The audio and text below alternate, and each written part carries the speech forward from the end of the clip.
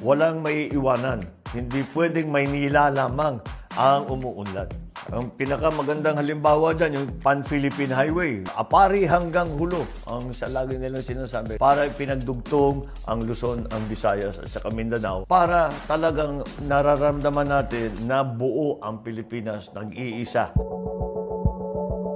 Habang naman dumadami yung infrastruktura, kailangan mag-industrialize para mas gumanda ang hanap buhay, mas malaki ng ating mga negosyante dito sa Pilipinas. Kaya't ipinagsama na yan yung energy development. Nagtayo ng mga malalaking dam na ginagawang hydroelectric plant. Tayo ang isa sa mga nangunguna sa geothermal production ng power. Hanggang ngayon, kasama dun sa pagdagdag ng power ay yung rural electrification. Lahat ng malalayo ay inaabot pa rin ng kuryente. Kaya naglagay tayo ng mga submarine cable mula sa Visayas hanggang sa Mindanao. Naging mataas ang electrification natin, nasa 90+% tayo.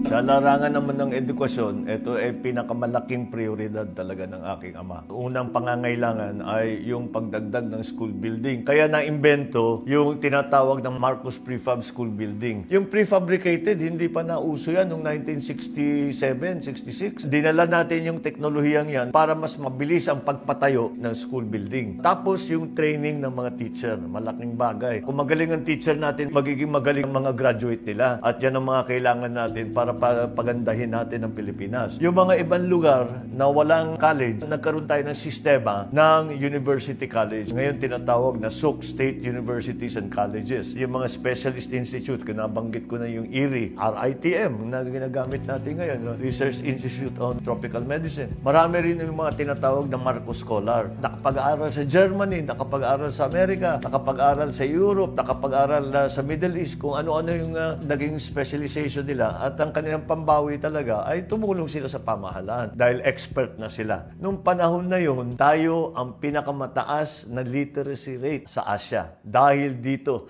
sa kanyang development ng edukasyon. Isa sa pinakamalaking prioridad nung panahon ng aking ama, ang healthcare. Kaya't marami siyang itinayo, mga ospital, yung heart center, lung center, children's hospital, kidney center ang tawag noon, para meron tayong specialist hospitals. Ang problema kasi, hindi na tayo nakapagpatayo ng malaking ospital mula noong 85. Kaya naramdaman natin kaagad nung nag-COVID, naging mabigat ang dami ng pasyente. Naramdaman kaagad natin ang pagkukulang.